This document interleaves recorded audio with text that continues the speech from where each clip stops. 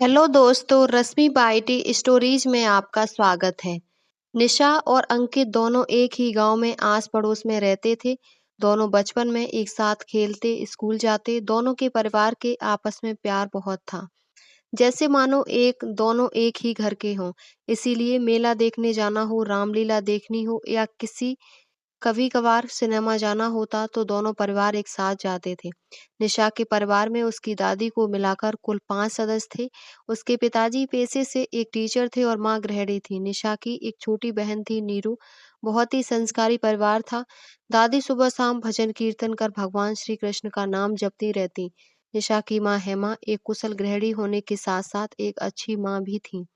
उन्होंने अपनी दोनों बेटियों को हर अच्छे बुरे की शिक्षा दी। घर बाहर किसी भी तरह की समस्या उन्हें होती तो माँ से बात करके झटपट हल मिल जाता था।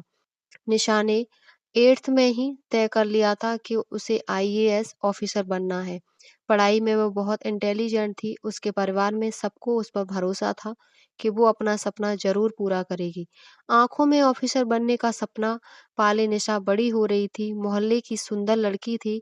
घने लंबे बाल, गोरा रंग, खिलता मुस्कुराता चेहरा किसी परी से कम नहीं था। जो उसको देखे बस देखता ही रह जाए। स्कूल में भी हर लड़के की पसंद थी, लेकिन निशा इन सब बातों से बेखबर अपने लक्ष्य की ओर बढ़ती जा रही थी।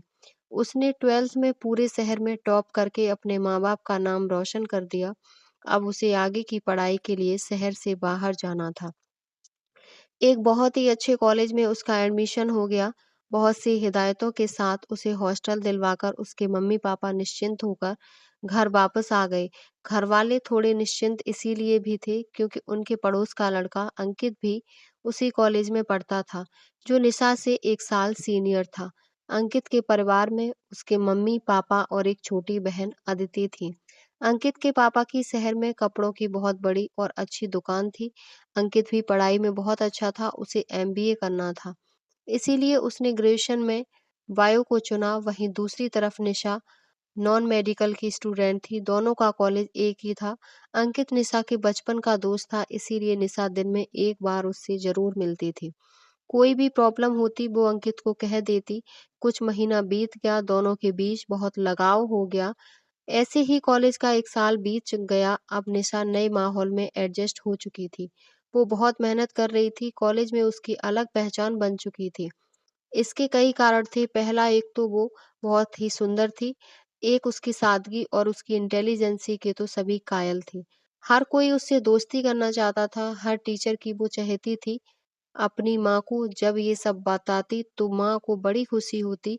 बहुत से लड़कों के ऑफर वो बड़े सलीके से मना कर चुकी थी। उसका ध्यान बस अपने सपने को पूरा करने पर था।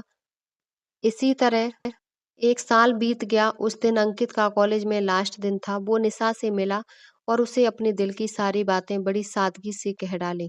अंकित ने कहा, मुझे पता है कि तुम्हारी खूबसूरती से इम्प्रेस होकर लड़के आए दिन तुम्हें प्रपोज करते हैं, लेकिन मैं सच कह रहा हूँ, मैं तुम्हारी सादगी को बचपन से ही पसंद करता हूँ। पहले मुझे लगा ये महज एक लगाव होगा जो अक्सर युवावस्था में ही हो जाता है, लेकिन जैसे जैसे मैं मैच्योर हुआ समझ आया कि ये प्यार है। कई बार तुमसे कहना चाहा, लेकिन डरता था कि प्यार के चक्कर में कहीं तुम्हारी दोस्ती से भी हाथ धो बैठूं। यकीन मानो, अगर तुम इतनी खूबसूरत भी ना होती तो भी मैं तुम्हें इतना ही प्यार करता। निशा मुस्कुराती हुई उसे एकटक देखे ही जा रही थी। बीते सालों में न जाने कितने लड़कों को ना बोल चुकी थी, लेकिन अंकित का अचानक इस तरह से अपने प्यार का इजहार करना उसे कुछ समझ नहीं आ रहा था कि क्या कहे। फिर भी अंकित को जवाब तो देना ही था। निशा ने कहा, अंकित तुम बहुत अच्छे लड़के हो। तुम जिसे मिलोगे वो लड़की बहुत भाग्यशाली होगी। लेकिन तुम तो अच्छी तरह जानते हो मुझे मेरे सपने पूरे करने हैं। लाइफ में कुछ करना है। प्यार व्यार के चक्कर में पड़ गई तो कुछ नहीं कर पाऊंगी। अंकित ने कहा, कौन तुमको अपने सपने पूरे करने से रोक रहा है? तुम वो सब करो जो करना चाहती हो। मैं अपने मन की बात तो मैं आज भी नहीं कहता, लेकिन मुझे एमबीए करने लंदन जाना है। जाने से पहले तुम्हें सब कह देना चाहता था। मैं तुम्हारी हाँ का इंतजार करूंगा। निशा इतना कहकर अंकित वहां से चला जाता है। निशा थोड़ी उदास हो जाती है, फिर सोचती है कि अगले हफ्ते घर जाऊंगी तो माँ को सब बता दूं। अगले हफ्ते निशा घर चली गई। अब की बार थोड़ी खोई खोई सी थी। माँ ने ये बात तुरंत भांप ली कि कोई बात है जो निशा बेचैन लग रही है। डिनर के बाद सब काम निपटाकर माँ बेटी छत पर चली गई। वहां जाकर माँ ने निशा से उसकी परेशानी का कारण पूछा, तो निशा ने झट से वो सब बातें बता दी जो अंकित और उसके बीच में हुई थी। अंकित एक अच्छा लड़का था, घर में सभी उसे पसंद करते थे। उसकी माँ ने निशा को समझाया, अभी तुम अपनी पढ़ाई पर ध्यान दो, इससे परेशान होने वाली कोई बात नहीं है। अंकित एक अच्छा लड़का है, तुम दोनों सेटल हो जाओ, उसके बाद रिश्ता करने में कोई हर्ज नहीं है। देखा परखा लड़का है, परिवार भी अच्छा है। अपना माँ को सब बताने के बाद उसने मन का बोझ हल्का हो गया। अपनी माँ को प्यार भरी झप्पी और किस देकर वो सोने चली गई। कुछ दिनों बाद निशा को अगले सेशन के लिए कॉलेज जाना था। सारी तैयारियां करके उसके मम्मी पापा उसे हॉस्टल छोड़ने गए। इस साल तो अंकित भी नहीं वहां, इसीलिए उसके मम्मी पापा को उसकी थोड़ी चिंता हो रही थी। लेकिन अपनी बेटी की समझदारी पर विश्वास भी बहुत था। निशा को भी अंकित के बिना अच्छा नहीं लग रहा था। उसने अपना पूरा ध्यान पढ़ाई पर लगा दिया। वो कोई कमी नहीं छोड़ना चाहती थी। कॉलेज का लास्ट ईयर था। वो पूरी तरह पढ़ाई में रम गई। एक दिन अनुज नाम के लड़के की नजर निशा पर पड़ी। वो उसकी खूबसूरती देखकर पागल हो गया। अगले ही दिन उसने निशा को प्रपोज कर दिया। निशा ने बड़े ही सलीके से उसे मना कर दिया, लेकिन अमीर घर का इकलौता साहिबजादा तो जिद पर अड़ गया कि उसे तो निशा किसी भी कीमत पर चाहिए। वो हर रोज उसे परेशान करने लगा। निशा बहुत तंग हो गई थी उसकी हरकतों से। वो परेशान रहने लगी थी। इसका असर उसकी पढ़ाई पर भी पड़ रहा था। वो अनुज उसे किसी भी कीमत पर पाना चाहता था। जब वो नहीं मानी तो उसने निशा के चेहरे पर एसिड फेंकवा दिया। निशा को कॉलेज के स्टूडेंट और शिक्षक मिलकर उसको हॉस्पिटल में एडमिट कराया। तब तक उसके परिवार वाले को बता दिया था। इलाज शुरू होने के कुछ देर बाद उसकी मम्मी पापा आ गए। बहुत रो रहे थे। उसी उसके मम्मी पापा निशा से मिलने नहीं जाने दे रहा था। डॉक्टर लोग इलाज होने के बाद उसे रूम में शिफ्ट कर दिया। उसकी मम्मी पापा और शिक्षक निशा को देखने रूम में गए तो देखे कि निशा के पूरा चेहरे पर पट्टी लपेटा है। अब लगभग शाम हो गया था। तभी उसके शिक्षक ने पुलिस को कॉल करके सारी बातें बताईं। तब पुलिस ने हॉस्पिटल में आया और एफआईआर लिखा अनुज के खिलाफ। फिर पुलिस ने कॉलेज गई और अनुज को गिरफ्तार कर थाने ले गए। 3-4 दिन बीत गया। निशा की हालत में सुधार हुई। डॉक्टर ने दवाई देकर रेस्ट के लिए बोला और हॉस्पिटल से डिस्चार्ज कर दिया। उधर अनुज की अच्छी खासी इलाज हो गई। अगले दिन उसे कोर्ट ले जाया गया और वहां पर उसको बहुत कड़ी सजा मिली। दूसरे की जिंदगी खराब करने के कारण उम्र भर की सजा मिल गई। अंकित के परिवार ने निशा के परिवार का बहुत साथ दिया, हर चीज से मदद की। दिन भर निशा के यहाँ ही रहना खाना पीना होने लगा। अंकित के परिवार ने बहुत हिम्मत दी और बहुत ख्याल रखा। अंकित के परिवार को निशा बहुत पसंद थी, इसीलिए वह भी बहुत दुखी थे। इस हादसे के बाद निशा की जिंदगी बदल गई। उसने जीने की उम्मीद छोड़ दी। हमेशा हंसती रहने वाली निशा की आंखों से आंसू नहीं सूखते थे। उसके परिवार ने उसकी हालत देखी नहीं जाती थी। 2 साल बीत गए लेकिन निशा तो जैसे पत्थर बन गई थी। उसका आत्मविश्वास खो चुका था। अपने आप को शीशे में देखने से डरती थी। निशा के माता पिता बहुत परेशान थे कि निशा की जिंदगी कैसे कटेगी। इन्हीं सब के बीच अंकित का आना हुआ। वह सुबह 9 बजे घर आया। आने के बाद सबसे मिला और मम्मी को बताया कि मेरी पढ़ाई पूरी हो गई, मैं बहुत जल्द डॉक्टर बन जाऊंगा। मैं बहुत खुश, जैसे मानो कोई खजाना हाथ लग गया है। फिर उसने फ्रेश हुआ, खाना खाया और मम्मी को बोला, मम्मी मैं बहुत थक गया हूँ, थोड़ा आराम कर लेता हूँ, आराम करके उठूंगा तो अंकल और आंटी से मिलने जाऊंगा। इतना कहकर वह अपने रूम में जाकर लेट गया। लेटे हुए कुछ सोच रहा था और हंस रहा था। फिर उसे नींद आ गई।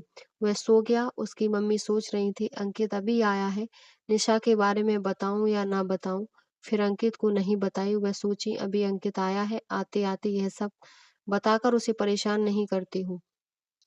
उसकी मम्मी अंकित के रूम में देखने गई। अंकित सो गया था। फिर उसकी मम्मी अपना घर के काम में लग गई। अब शाम हो गई थी। बहुत थक जाने के कारण अंकित अभी तक सो रहा था। अंकित की मम्मी अब शाम के खाना की तैयारी करने लगी। रात का खाना बना ही रही थी, तभी अंकित उठ गया और मम्मी से, मम्मी 8 बज गए, आपने मुझे उठाया क्यों नहीं? मम्मी बोली, जा जाकर फ्रेश हो जा, बहुत थक गया था इसीलिए तुझे नहीं उठाया। अंकित फ्रेश होकर किचन में अपनी माँ के पास आ गया और बोला, अंकित मम्मी ये पड़ोस वाली अंकल आंटी लोग घर पर हैं ना? माँ हाँ यहीं पर हैं। क्यों? अंकित बस ऐसे ही माँ सोच रहा हूँ अभी जाकर मिल लेता हूँ। माँ सोचते हुए बोली तुम खाना खाकर आराम कर लो, कल सुबह मिल लेना। माँ यह नहीं चाहती थी कि अंकित आते आते सब जानकर परेशान हो, क्योंकि दोनों बचपन से ही बहुत अच्छे दोस्त थे। अंकित अच्छा ठीक है माँ। माँ वहाँ निशा जो थी उसकी पढ़ाई तो पूरी हो गई होगी ना? वह अभी घर पर ही रहती है या अभी पढ़ाई कर रही है? माँ छुपाते हुए बोली, उसकी अभी पढ़ाई पूरी नहीं हुई, कॉलेज में है, आने वाली थी, लेकिन अभी नहीं आई। इतना बात कर ही रहा था कि उसके पास उसके दोस्त का कॉल आया। अंकित ने अपने दोस्त से काफ़ी देर बात की, सच्चाई अभी तक अंकित से सबने सब कुछ छुपा रखा था। अंकित ने बताया मैं तो 9 बजे ही आया था, फ्रेश होकर सो गया था। अभी कुछ देर पहले उठा हूँ। उसका दोस्त भाई, हमने तो जाम में 2-3 घंटे फंस गए थे। 2 बजे घर पहुंचे हैं, मुझे तो चक्कर आ रहे थे। हम घर आते ही सबसे पहले दवा खाकर फिर स्नान करके खाना खाकर बेड पर थोड़ा देर लेटा लेटा रहा। अंकित अभी तेरी तबीयत कैसी है? तुम सो क्यों नहीं गए? उसका दोस्त हंसते हुए, क्या अंकित, तुम तो जानते ही हो हमें दिन में नींद नहीं आती। अंकित हाँ यार, जिस दिन छुट्टी रहती थी तुम तो पूरा दिन घूमते ही रहता था।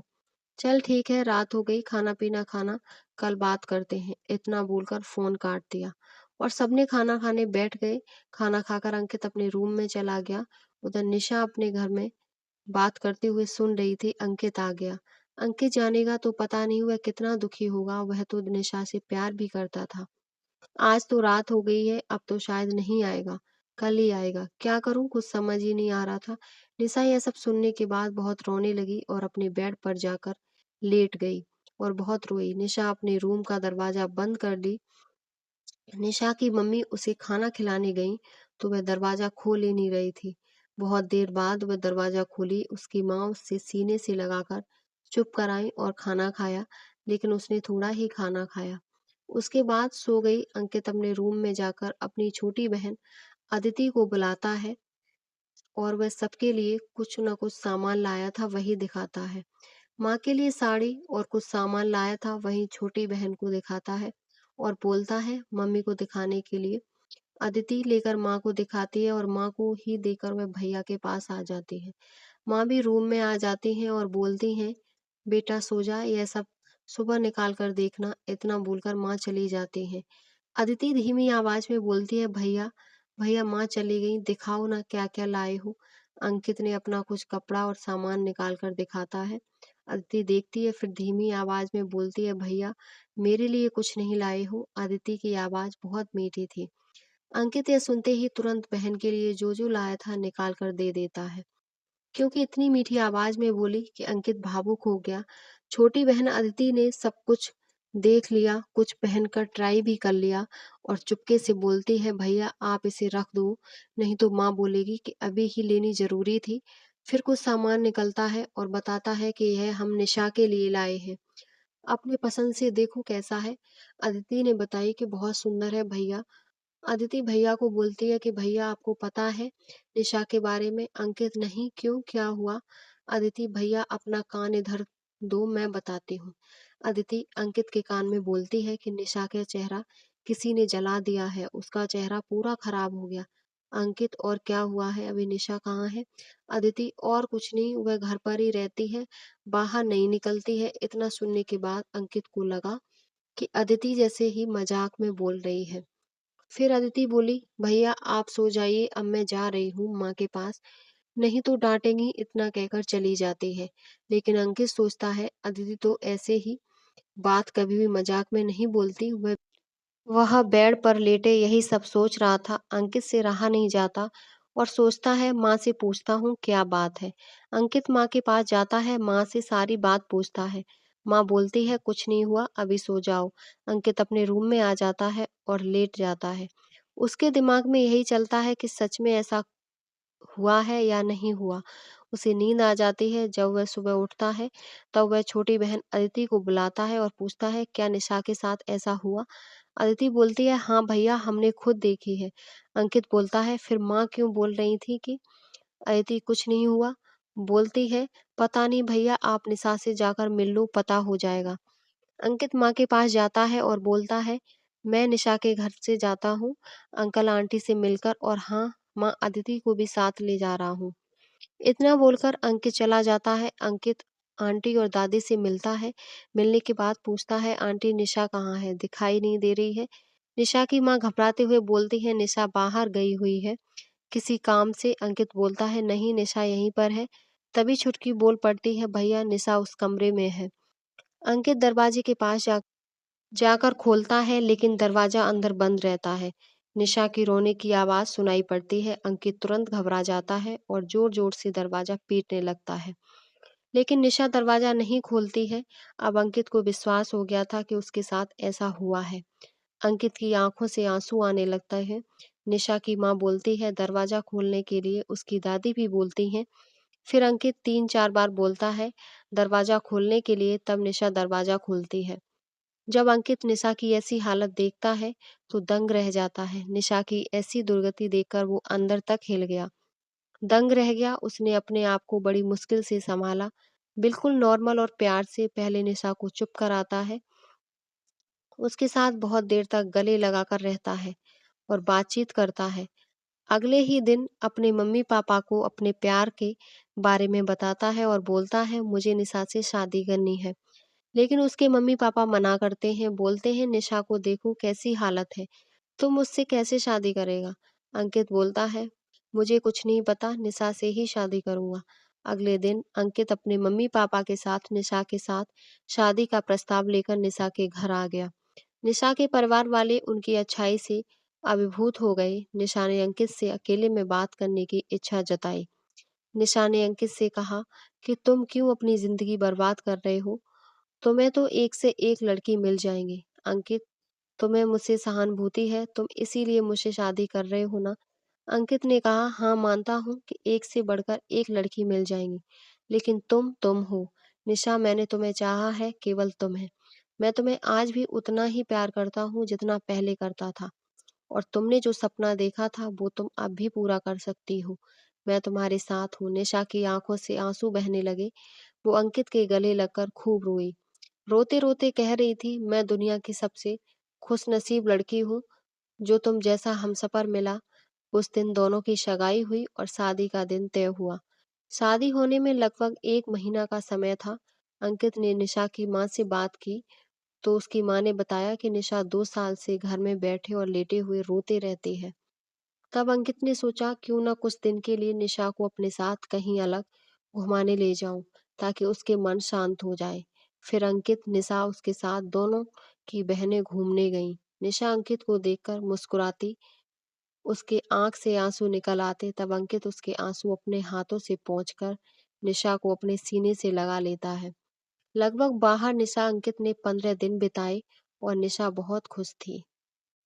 फिर दोनों ने घर आने के लिए तैयार हुए, क्योंकि दोनों की शादी को मात्र 10 दिन ही बचे हुए थे। अंकित, निशा और दोनों की बहनें साथ घर आती हैं। दोनों को घर आते ही दोनों के परिवार वाले शादी की खरीदारी में लग जाते हैं। दोनों परिवार एक साथ सारी खरीदारी करते हैं। फिर दोनों परिवार शादी की तैयारियों में लग जाते हैं। अब शादी के कार्य शुरू हो गए। दोनों परिवार के घर गीत, हल्दी आदि की रस्म होने के बाद शादी होती है। शादी में बहुत धूमधाम रीत रिवाज से हो जाती है। अब सुबह की विदाई के समय आता है। विदाई में सब लोग को रोते देखते हैं, लेकिन यह विदाई में सभी लोग हंसते हुए विदाई करते हैं, क्योंकि दोनों परिवार के घर तो मानो एक ही थे। फिर विदाई हो जाती है। 1 सप्ताह बाद दोनों हनीमून का प्लान बनाते हैं और दोनों लोग अपने पसंद की जगह पर जाते हैं। पूरे 1 महीना के लिए पूरा 1 महीना बिताने के बाद अंकित ने अपने ही शहर में एक प्रसिद्ध हॉस्पिटल में जॉब करने लगता था। निशा एक अच्छी कॉलेज में एडमिशन हो जाता है। निशा के 2 साल तक पढ़ाई छूटने के कारण बहुत वीक हो गई थी। निशा अंकित को सब बात बताई। फिर अंकित ने एक अलग से शिक्षक लगा दिए और अंकित जब फ्री रहता था तब निशा की पढ़ाई लिखाई में मदद करता था। अब पूरे 1 साल बीत चुका था। निशा बहुत मेहनत करके फिर पहले की तरह इंटेलिजेंट हो जाती है। अंकित भी अच्छे डॉक्टर बन चुका था। अब अंकित से डॉक्टर अंकित बन चुका था। 1 साल पूरे हो चुके थे। निशा की दादी की मृत्यु हो जाती है। सब लोग बहुत दुखी होते हैं। घर के लोग बहुत रोते हैं, सब बहुत दुखी भी थे। उसके बाद दाह संस्कार के लिए जाते हैं।